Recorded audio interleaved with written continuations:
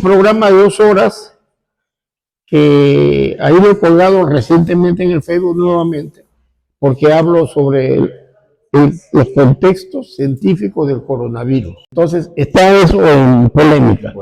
Y como sigue también la polémica del origen de la cultura andina. Pero yo creo que ya no sería tanta la polémica porque ya está demostrado que la cultura andina tiene cimientos muy sólidos, con conocimientos de arquitectura ya bien planificada, con la plaza circular, que es característica después de las culturas formativas como Chavín, Cucumique, etcétera. Se ve aquí en Purilén, se ve en Sechín, etcétera. Una arquitectura ya bien cimentada. Entonces estamos en el horizonte temprano. Luego viene el periodo intermedio tardío, cuando las culturas regionales formativas como Pacopampa, Ñañañique, Sechín, Porlima, Cupisní, que la bautizara y la descubriera un científico no titulado, como yo, no titulado en arqueología, pero un científico, pues Rafael Arcojoyle. Él fue el que descubrió por la cultura Cupisní, que le puso su nombre, así como descubrió las culturas Virú, Gallinazo y la Mochica. A la Mochica, este genial investigador que fue hacendado de Chiclín, los mochicas los ubican en intermedio temprano, después de Cupisnique. Empieza la cultura Chavín y en base al estudio de alfarería, o sea, de huacos, los divide en 5 periodos. Mochica 1, 2, 3, 4 y 5. Es bien facilito. El Mochica 1 data del año 100. El Moche 2, 200, Moche 3, 300, 400. Y el Moche 5, la fase última, tardía de Moche, es la última. Este cacique lloraba que después de asegurar que era dueño de Poma, se alegró que en un largo juicio rescatara 12 hectáreas. Fíjate, así terminaron los grandes caciques, digamos, con la usurpación legal que hicieron los españoles mediante las ordenanzas virreinales, que eran las leyes de aquel entonces, y los dispositivos que crearon, como nació Sicán, ya lo demostré y lo expuse, como estancia, lo que se llama, no es nacimiento, fundación, ni creación, sino la composición de las estancias, que no era otra cosa que arrebatarle legalmente las tierras a los antiguos caciques y refrendarlas con notario público, con escribanía, y las compraban los españoles. Así nace Sicán el 6 de enero de 1596 como composición de estancia, que luego, pasados los años, se forma como hacienda, hasta llegar a la gran hacienda Batán Grande. Buenísimo. Sí. Sí, justo ahí estaba que nos explicaba también en un momento, nos explicó el tema de la composición de Batán Grande, o sea, ya temas de creencias, ¿no?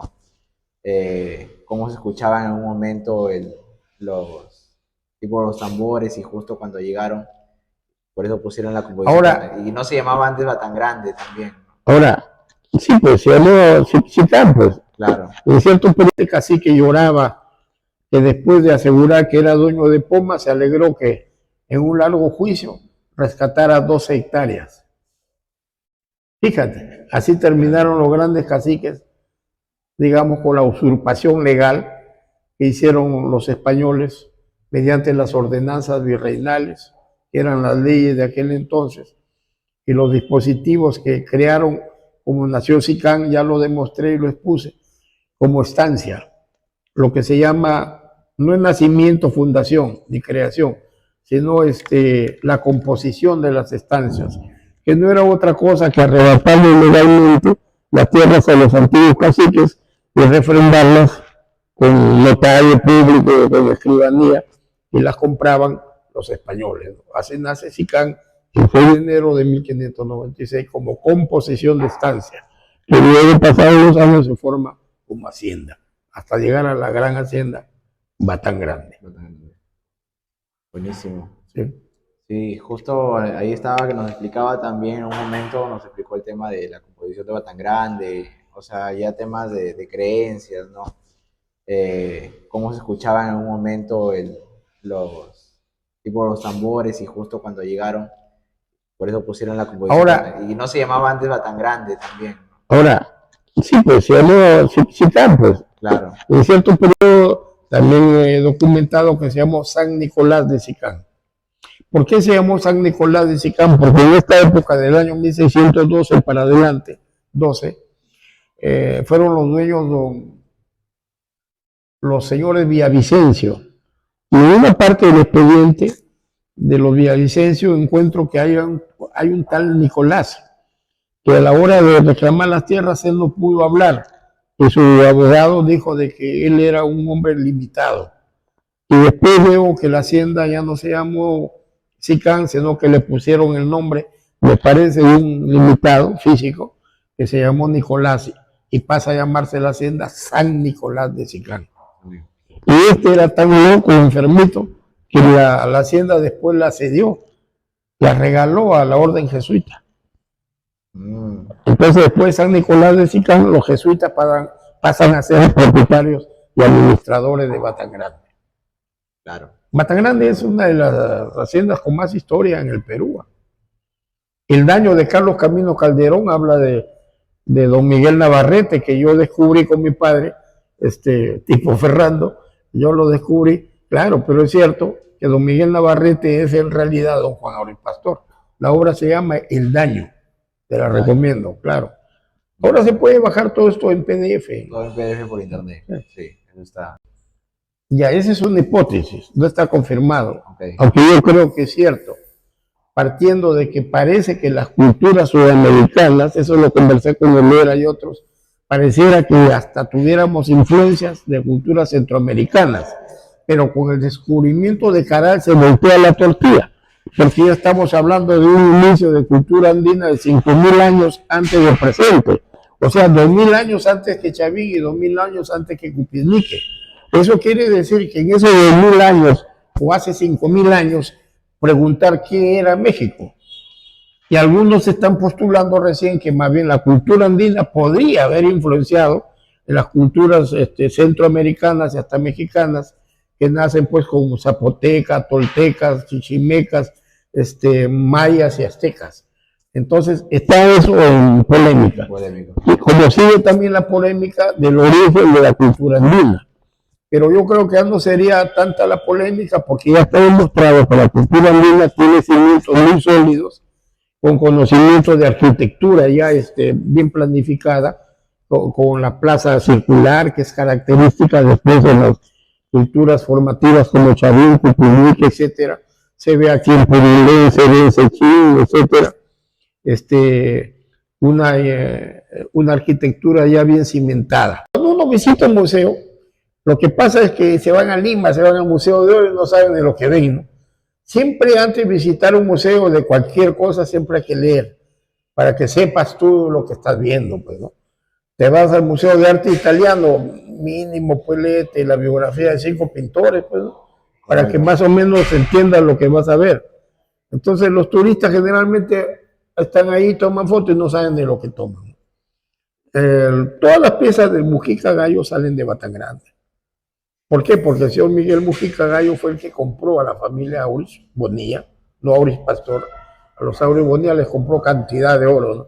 Y llenó su famoso museo, que ahora se llama Museo de Oro del Perú, en donde se exhibió el famoso Tumi de Oro, que han salido como 30, y uno de ellos fue robado en el año 1981. Yo no logré conocerlo, porque cuando mi padre me lleva a Lima ya lo habían robado. El Museo Antropológico del Pueblo Libre. Ahora, todos esos tumis, que también es otro de mis temas, que llamó la atención del Boletín de Lima, que publicó mi artículo, uno de ellos, todos los tumis de oro salen de Huacas Las Ventanas, mira. No salen de otras Huacas, que yo sepa. Todos del cementerio de Las Ventanas, que para mí se llamó la Huaca Chucutumi. Ahí están los documentos coloniales. Mira, qué rica es la historia. Cuando uno visita un museo, lo que pasa es que se van a Lima, se van al Museo de Oro y no saben de lo que ven, ¿no? Siempre antes de visitar un museo de cualquier cosa, siempre hay que leer, para que sepas tú lo que estás viendo, pues, ¿no? Te vas al Museo de Arte Italiano, mínimo, pues léete la biografía de 5 pintores, pues, ¿no? Para que más o menos entiendas lo que vas a ver. Entonces los turistas generalmente están ahí, toman fotos y no saben de lo que toman. Todas las piezas del Mujica Gallo salen de Batangrande. ¿Por qué? Porque el señor Miguel Mujica Gallo fue el que compró a la familia Auris Bonilla, no Auris Pastor, a los Auris Bonilla les compró cantidad de oro, ¿no? Y llenó su famoso museo, que ahora se llama Museo de Oro del Perú, en donde se exhibió el famoso Tumi de Oro, que han salido como 30, y uno de ellos fue robado en el año 1981. Yo no logré conocerlo, porque cuando mi padre me lleva a Lima ya lo habían robado, el Museo Antropológico del Pueblo Libre. Ahora, todos esos tumis, que también es otro de mis temas, que llamó la atención del Boletín de Lima, que publicó mi artículo, uno de ellos, todos los tumis de oro salen de Huacas Las Ventanas, mira. No salen de otras huacas, que yo sepa. Todos del cementerio de Las Ventanas, que para mí se llamó la Huaca Chucutumi. Ahí están los documentos coloniales. Mira, qué rica es la historia. Es más, me atrevo a postular que los señores descendientes directos de Ñangla, o Nailán, estarían uno debajo de cada base de la pirámide. Claro. Debajo. Y los señores de Sicán, no, para mí serían señores secundarios, están sepultados afuera, en la parte externa de la pirámide. ¿Y qué dice Pepe Maya Asensio? Que el principal, estos serían acompañantes nomás, el principal estaría dentro, en una cámara que hipotéticamente, supongo, está debajo de la gran pirámide. Igualito que en Egipto, ¿no? Justamente ese era un Algo así. que lo hablamos también, que nosotros comparábamos pues las pirámides de Egipto, ¿no? Que eran culturas distintas, pero que tenían una misma simbología justo con el tema de la tierra, con los astros, Sí. Y el Chichén Itzá, cómo es la función, y acá cómo es la función a la huaca y relación al entierro Así o a es. las fosas, ¿no? Pero hay una cuestión, no es que haya habido una relación entre una cultura y otra, sino que la originalidad, el hombre es uno, y la forma de pensar del hombre siempre es similar a un chino, a un escocés, a un alemán, a un peruano. Por eso Chimada decía, literalmente lo voy a decir y poéticamente, Chimada decía, no moriré tranquilo hasta saber qué pasó después con la cultura chicana. El destino de Dios ha querido que yo sea el instrumento de la apertura de esa barrera que hay entre la arqueología y la historia colonial. Y lo estamos haciendo, creo, en forma tan interesante que, como te decía, hasta herramientas de inteligencia artificial y Google, cada Google parece que se interesa en mi trabajo porque siempre está publicándolos. No es difícil que tú publiques un trabajo y salgas en Google, ¿no? Sí, es complicado. Algún ignorante me ha dicho que qué hago yo para que Google y ella me pongan ahí, creen que yo pago o por carta. El algoritmo y también el trabajo de investigación, o sea, se son suma algoritmos. A varios también se investigan. Trabajos de investigación sucesivos. Los captan. O sea, las computadoras son tan sofisticadas que tienen un documento en segundos y de repente, me imagino, te califican en nivel de importancia, ¿no? Correcto. Entonces, por eso Chimada decía, literalmente lo voy a decir y poéticamente, Chimada decía, no moriré tranquilo hasta saber qué pasó después con la cultura chicana. El destino de Dios ha querido que yo sea el instrumento de la apertura de esa barrera que hay entre la arqueología y la historia colonial. Y lo estamos haciendo, creo, en forma tan interesante que, como te decía, hasta herramientas de inteligencia artificial y Google, cada Google parece que se interesa en mi trabajo porque siempre está publicándolos. No es difícil que tú publiques un trabajo y salgas en Google, ¿no? Sí, es complicado. Algún ignorante me ha dicho que qué hago yo para que Google y ella me pongan ahí, creen que yo pago o por carta. El algoritmo y también el trabajo de investigación, o sea, se son algoritmos. A varios también se investigan. Trabajos de investigación sucesivos. Los captan. O sea, las computadoras son tan sofisticadas que tienen un documento en segundos y de repente, me imagino, te califican en nivel de importancia, ¿no? Correcto. Entonces, por eso Chimada decía, literalmente lo voy a decir y poéticamente, Chimada decía, no moriré tranquilo hasta saber qué pasó después con la cultura chicana. El destino de Dios ha querido que yo sea el instrumento de la apertura de esa barrera que hay entre la arqueología y la historia colonial. Y lo estamos haciendo, creo, en forma tan interesante que, como te decía, hasta herramientas de inteligencia artificial y Google, cada Google parece que se interesa en mi trabajo porque siempre está publicándolos. No es difícil que tú Claro. publiques un trabajo y salgas en Google, ¿no? Sí, sí, es complicado. Algún ignorante me ha dicho que qué hago yo para que Google y ella me pongan ahí, creen que yo pago o por El carta. algoritmo y también el trabajo de investigación, o sea, se Son suma algoritmos. a Sí. varios también se investigan. Trabajos de investigación sucesivos. Los captan. Los O sea, las computadoras son tan sofisticadas que tienen un documento en segundos y de repente, me imagino, te califican en nivel de importancia, ¿no? correcto. Entonces, lo conocí cuando él tenía 28 años. 28. Yo tenía 18. Entonces yo tengo 63, Chimada tiene 73, 74 años. Excelente. Claro, y toda la trayectoria, todo justo cuando fuimos con un amigo más a este estudio y vimos un montón de libros y dijimos, es impresionante, o sea, es que lo que pasa es que tú lees algo y te llama a más, o sea, a seguir Chimada investigando. tiene cantidad de libros y no sé cuántos artículos científicos copiosos. Uno de los más emblemáticos es el que se titula Sicán, una máscara editado por el Banco de Crédito del Perú, creo que es, o el Banco Continental. Ya, Claro, en la primera página tú la abres, no me menciona, pero agradece a José Maeda Montenegro, a mi padre. padre.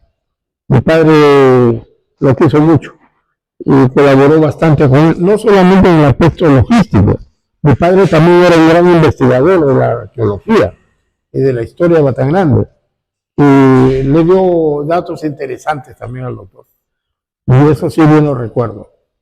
Entonces estamos hablando de personajes que ahora son de talla mundial. Pues. Él era con base científica, porque él es un gran estudioso también de SICAN. Él postula, aunque no lo ha escrito todavía, yo lo estoy mandando aquí, el doctor Helera, pero tomo su nombre, pues. El doctor Helera es el autor de que el SICAN tardío es Chan Chan. Y luego viene ya lo que llamamos Junta Provincial desde 1460 hasta que don Francisco Pizarro y González viene, conquista el Perú y le hace una hija, a la hija de Atabalupa, llamada doña Francisca. Doña Francisca fue la primera hija de español con India, Pituca, que fue educada como tal, pues hija de Pizarro. Después de la muerte de Pizarro, un tío la llevó y la educó y se casó con ella, ¿no? En España. Doña Francisca González, de quien sabemos su existencia por la genial historiadora autodidacta María Rostorowski. Imagínate. O sea, hablar de historia, pues es hablar un día. Es un tema que me apasiona. Pero ahí se la ponen a un sacerdote simbólicamente, en donde él tiene a la derecha una cabeza y a la derecha el sol, con muchos colores. Y a la izquierda tiene un cuchillo y más allá una lunita que es un cachito sin importancia. La pregunta lógica es, ¿el pintor, el artista, a quién resaltaba? ¿A la luna o al sol? Al sol, pues. Está de rojo, negro, amarillo, ¿no? Incandescente, ese era el dios. La luna es un cachito ahí. Y estamos hablando de la época SICAN clásica, en la Huaca Las Ventanas, donde se descubrieron los famosos tumbes de oro. Quizás había sido un pase o un tema de transición también del momento que había cambiado este énfasis de la luna, que ya habían pasado las noches oscuras. Ocurrió, pues. Y pasó al tema. Ocurrió después del colapso Moche. Claro. Para pasar a lo siguiente que estamos llamando SICAN o Lambayeque. En el año 83 recuerdo que el doctor Chimada llega a casa, llega con unos niños, llega con el equipo de estudiantes norteamericanos de posgrado, y yo recuerdo, se celebró en mi casa en Matagrande, en el hogar de mis padres, que de ese momento el proyecto, ojo, no la cultura, que el proyecto Matagrande de la Leche se denominaría desde 1983 el proyecto arqueológico SICAN, Paz. Proyecto arqueológico SICAN que hasta la fecha se recuerda, ¿no? Entonces ya tenemos la cultura SICAN bien conformada, ya el doctor Chimada ha fijado los límites desde Pachacamac, Lurín por el sur, hasta el sur del actual Ecuador. Otro fenómeno del niño le sacó el ancho a la cultura, a la élite SICAN, política, tecnológica, religiosa, centrada en el núcleo de Poma, y ya viene pues lo que le llamamos Chimú. Yo creo que a la luz de los consejos del doctor Chadel, Sicán sería el primer estado prehispánico y no Huari. Huari fue un estadito mucho más chico que Sicán. Claro. Pero los Huaris se influenciaron en esta parte donde estamos, en Lambayeque, y vino otra influencia, que eso sí lo ha definido el doctor Izumi Shimada, la influencia cajamarca, la influencia Huari y lo que había quedado de los moches. Esas ideas de los Huari, de los cajamarca y de los mochitas se fueron acrisolando, fueron formando la ideología de la nueva generación mochica, y aparece lo que los Maeda, ojo, con todo respeto al doctor Shimada, denominamos cultura Sicán. ¿Por qué desaparecieron las culturas regionales de formativo en el año 1000? Porque se ha comprobado que hubo un meganiño. ¿Y por qué desaparecen los centros mochicas en su fase 5, que ya estaban desde Lima hasta el sur de Ecuador? Porque también se ha detectado que vino un meganiño, le sacó la mura, sus canales, campos de cultivo, y aparecieron plagas como las que yo he visto en el 83 y en el 98 en Piura, plagas de sapos, ratones, de todo. ¿Por qué desaparecieron las culturas regionales de formativo en el año 1000? Porque se ha comprobado que hubo un meganiño. ¿Y por qué desaparecen los centros mochicas en su fase 5, que ya estaban desde Lima hasta el sur de Ecuador? Porque también se ha detectado que vino un meganiño, le sacó la mura, sus canales, campos de cultivo, y aparecieron plagas como las que yo he visto en el 83 y en el 98 en Piura, plagas de sapos, ratones, de todo. Porque también se ha detectado que vino un meganiño, le sacó la mura, sus canales, campos de cultivo, y aparecieron plagas como las que yo he visto en el 83 y en el 98 en Piura, plagas de sapos, ratones, de todo. Entonces, en eso le aparece la cultura mochica, al parecer en Pampa Grande, que fuera su último centro capital administrativo. Porque también se ha detectado que vino un meganiño, le sacó la mura, sus canales, campos de cultivo, y aparecieron plagas como las que yo he visto en el 83 y en el 98 en Piura, plagas de sapos, ratones, de todo. Entonces, en eso le aparece la cultura mochica, al parecer en Pampa Grande, que fuera su último centro capital administrativo. El chamanismo en realidad deviene, o lo mal llamado la brujería, es una degeneración, para mí, de los actos rituales de alta suntuosidad que tuvieron las culturas prehispánicas. Por decir, ¿tú has visto Apocalipto? La película de Mel Gibson. Claro. Ya, eso es muy real. Te sacaban el corazón, te decapitaban. Los sicanes lo hicieron y los mochicas mucho más, parece. Eso lo hacían acá. Sí, aquí cada vez que se les antojaba sacaban corazones, o dejaba de llover, mataban niños. Recién se ha descubierto cerca de 200 sacrificios humanos en alguna parte de Trujillo, por cerca de Chanchán.